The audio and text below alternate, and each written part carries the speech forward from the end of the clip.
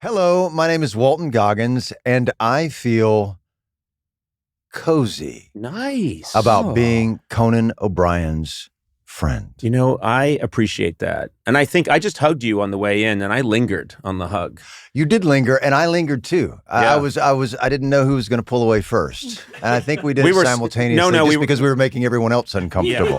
We were contacted HR. We were separated by your publicist. You started talking about his musculature, and then the guy's in great shape. This went on too long. Guy's in great shape. Well, that has a lot to do with the White Lotus. It has a lot to do with whenever anyone is not working at the White Lotus, it's walking into the gym and saying, "Oh, hi, hello, could you please get off the treadmill right now?"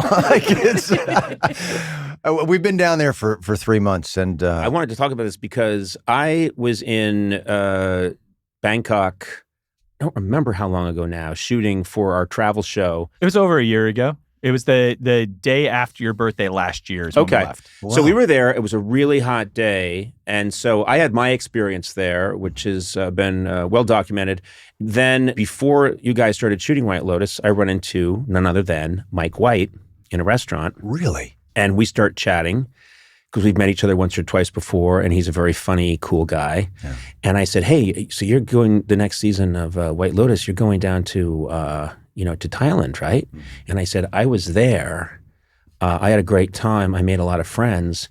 And then I said, "If there's a part for me, I'm available." No. And he looked at me and he said, "There's a lot of sex work there." And I said, I could do that. I could. What? I could play a part where I'm a sex, a male gigolo or something. It was desperate, then depraved. This is the last podcast you will ever do, Conan. Yeah. I just. Yes, you could do that. Yeah, I believe that you could do that. Do you think I could play that part, or do you think I actually could be a gigolo? Well, I think you could do both. I think you could play that part, and you could be that person in real life. I appreciate that. Absolutely, yeah. I believe it's all about hydration. No, it is all. What? No? That's 1%. What? Take it from me.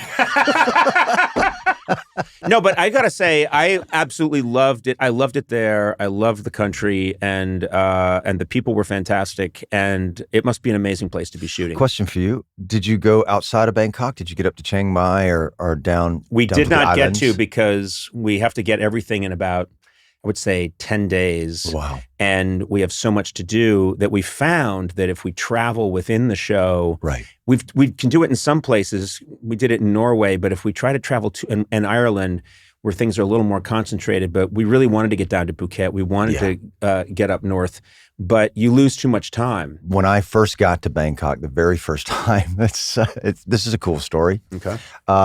So I'm there. I'm meeting my mom for this first 3 or 4 days. It's at a particular time in my life, and I'm looking for something. So my mom accompanies me for a few days.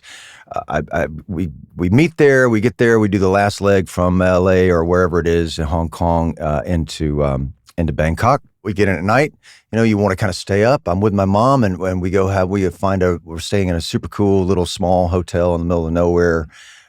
This area called Wat Po that I found online because it was before smartphones and all the rest of it. And we go out and have a drink, and here we go. This is going to be our Southeast Asian adventure. Yeah. Go to sleep, wake up to a phone ringing, right? And for some reason, I just thought, because I'm a narcissist, that's probably for me. That phone ringing is probably, somebody's probably calling me. It's like my my girlfriend at the time. Yeah. I go downstairs, I'm jet lagged. I pick up the phone, and the woman is screaming at me in Thai. So obviously it's not for me. You hope. Obviously.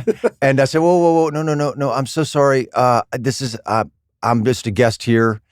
I thought, I just picked up the phone because I thought, and she stopped me mid-sentence and she said, "There's been a coup."